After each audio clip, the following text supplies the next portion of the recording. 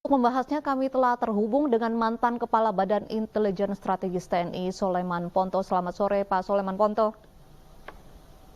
Selamat sore. Baik Pak Soleman, saat ini proses negosiasi begitu masih terus dilakukan oleh aparat TNI Polri dengan kelompok kriminal bersenjata pimpinan Ignatius Kogoya, namun belum ada hasil. Sudah 10 hari lebih pilot Susi Air tersebut disandra begitu. Apakah Anda melihat negosiasi ini tidak efektif dan harus dilakukan aksi penyelamatan? Yang namanya untuk penyelamatan sandra tentunya yang utama adalah negosiasi. Itu sudah pasti. Karena jangan sampai kita rencananya mau menyelamatkan malah dia menjadi korban. Kalau dia langsung diserang, mereka langsung diserang, bisa saja dia langsung dibunuh duluan. Itulah sebabnya negosiasi ini harus dilaksanakan secara maksimal. Itu mutlak itu. Kalau tidak, bisa-bisa membahayakan sang pilot nanti. Ini sulitnya kalau pembebasan sandra. Ya. Jika memang proses negosiasi tidak berjalan sesuai yang kita harapkan begitu, apa kemudian proses selanjutnya, Pak Soleman Ponto? Ya kalau memang ujung-ujungnya tidak bisa lagi, ya mau tidak mau harus diserang. Tapi ketika penyerangan ini, kita tidak bisa mengharapkan si korban ini, pilotnya ini bisa terselamatkan hidup-hidup. Karena kalau penyerangan bisa saja dia juga ikut tertembak, mati juga. Jadi berisiko juga bagi sang pilot. Jadi ketika menyerang kita harus melihat apakah kita membebaskan pilot ataukah kita mau menghabiskan para penyandra.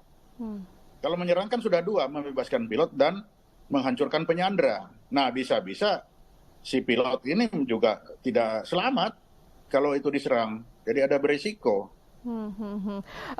Tapi saat ini posisinya menurut keterangan aparat gabungan begitu, KKB ini berpindah-pindah tempat begitu.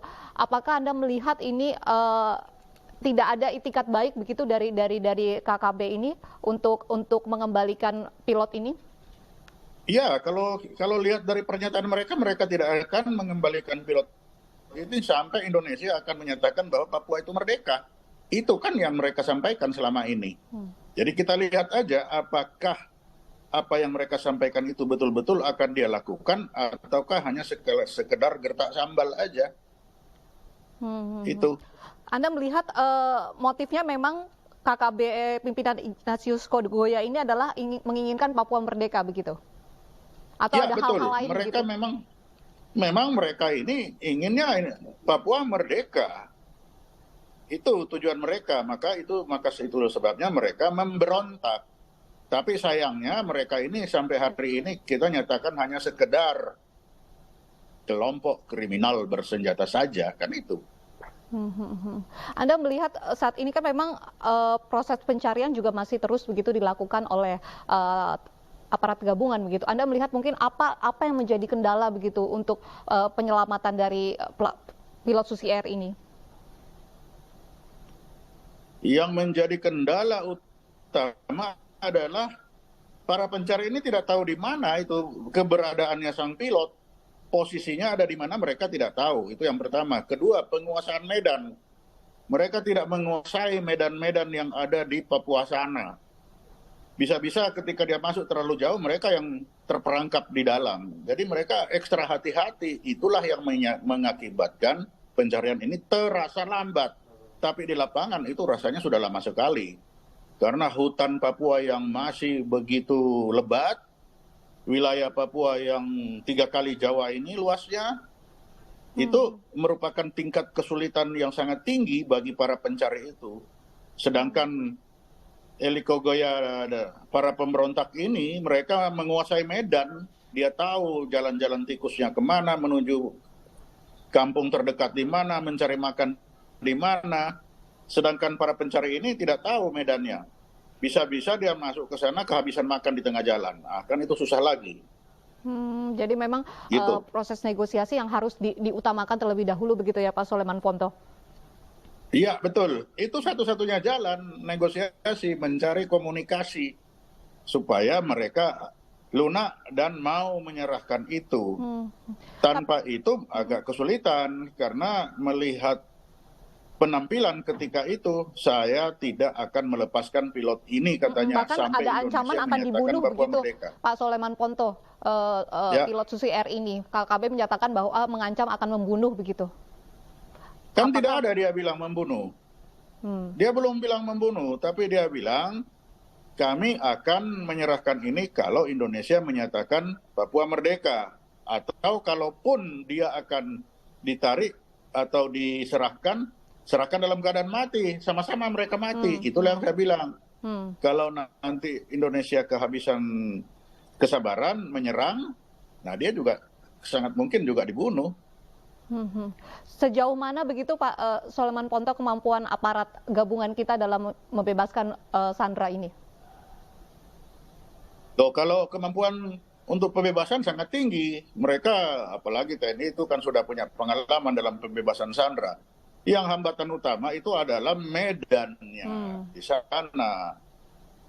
Medannya itu mau dicari di mana? Kalau pembebasan Sandra misalkan pesawat, udah tahu, oh pesawat ada di situ. Kelihatan, hebat. Tapi ketika membebaskan Sandra di hutan Papua yang begitu lebat, itu punya tingkat kesulitan tersendiri. Ditambah mereka berpindah-pindah begitu ya Pak Soleman Ponto. Terutama. Bagaimana? Ditambah para kelompok kriminal bersenjata ini juga berpindah-pindah, itu semakin menyulitkan aparat tentunya untuk proses pencarian. Iya, betul. Betul, sudah pasti mereka berpindah-pindah karena mereka tahu bahwa mereka sedang dicari. Mereka kan juga mendengar perbincangan kita ini kan juga didengar oleh mereka. Apa yang akan kita lakukan dia sudah tahu, semua dia sudah tahu. Karena itu dia pasti akan berpindah-pindah tempat ke sana kemari dia. Ya mudah-mudahan ketika dia mendengar ini akan tergerak hatinya, ya sudah mari kita negosiasi dengan baik, kan bisa begitu. Pak Soleman Ponto, ini selain mereka menyandra pilot Susi Air ini, para KKB ini juga membuat warga distrik Paro ini trauma dan sehingga mereka memutuskan untuk mengungsi. Apakah memang KKB ini juga memiliki tujuan untuk membuat suasana mencekam begitu Anda melihatnya? Ya betul, mereka memang membuat itu supaya terlihat keberadaan mereka itu ada, bahwa kami ini ada, bukan tidak ada. Itulah sebabnya dia membuat kekacauan di mana-mana. Dia membunuh, membakar, sekarang dia menyandra untuk memperlihatkan bahwa kami ini ada, bukan tiada. Itulah tujuan mereka. Ini kan Begitu. KKB ini sudah ada cukup lama begitu Pak Soleman Ponto. Apa begitu yang menjadi penyebab sulitnya kelompok kriminal bersenjata ini diberantas? Ya karena kita hanya bilang dia tingkat kriminal saja. Lah kalau kriminal kan urusannya tangkap baru adili. Lain kalau kita sebut dia pemberontak bersenjata. Kalau pemberontak bersenjata sudah pasti operasi militer. Tapi kalau hanya sekedar kriminal bersenjata ya itu ibaratnya hanya ancaman itu hanya kelompok kucing itu. Tapi kalau yang datang sudah kelompoknya singa, nah ini. Tapi yang celaka sebenarnya kelompok singa tapi dibilang kelompok kucing. Nah ini kan kacau. Senjata yang disiapkan itu tidak pas kan itu. Anda melihat seharusnya ini yang terjadi di kita sekarang. Harusnya sudah masuk operasi militer begitu? Iya, kalau sudah bagi saya ini sudah operasi militer saja itu di tempat tertentu di situ. Kan mereka sudah jelas kelompok itu ada. Dia menguasai wilayah itu ada. Dia punya hierarki. Dia sudah bisa menyerang. Itu sudah terpenuhi persyaratan bahwa dia itu adalah termasuk dissident armed forces. Yang lawannya itu adalah government armed forces. Itu diatur dalam hukum humaniter. Itu tergolong kepada konflik bersenjata internal. Sehingga tidak perlu ragu-ragu. Tapi kita harus sebut bahwa mereka itu adalah dissident armed forces. Ibaratnya begini, kalau ancamannya itu hanya kucing, maka kita nyiapkannya senapan angin. Tapi kalau ancamannya itu singa, ya kita harus siapkan itu M16, kan begitu. Itu sebenarnya sekelompok singa. Sehingga kita hanya menyiapkan senapan angin. Nah, ini yang terjadi sekarang sepertinya itu. Kelompok kriminal. Kelompok kriminal saja. kalau kelompok kriminal ya itu urusan polisi, itu penegakan hukum. Padahal kenyataannya kan sudah lebih dari kriminal. Mereka itu sudah masuk di dissident armed forces. Sehingga saatnya lawannya adalah government armed forces, yaitu TNI. Nah sekarang tinggal pemerintah mau apa yang dibilang. Jangan sampai dibilang kucing tapi diserang pakai M16. Kan salah lagi itu. Oke. Nah kalau kucing ya senapan angin. Baik, Pak. Tapi sekarang harus jelas apa yang di depan. Baik, Pak Soleman, biasanya di dunia intelijen begitu, jika memang ada penyanderaan seperti ini, apakah aparat mempunyai timeline begitu jika berapa hari tidak negosiasi tidak berjalan lancar, kemudian akan ditingkatkan ke aksi penyelamatan atau seperti apa, Pak, prosesnya? Itu sangat tergantung kondisi di lapangan. Saya tidak tahu kondisi di lapangan. Para komandan lapangan itu sudah mentargetkan berapa lama negosiasi. Kalau tidak negosiasi baru menyerang. Itu sangat tergantung kepada keputusan dari para pemimpin-pemimpin lapangan. Kita di luar lapangan susah untuk memperhitungkan itu berapa lama toleransi mereka. Karena mereka harus memperhitungkan psikologis anak buah di lapangan itu sudah sekian lama juga itu juga perlu diperhitungkan. Melawan alam Papua yang dingin, banyak nyamuk, itu juga perlu diperhitungkan. Dan yang paling tahu itu adalah para komandan lapangan. Itu.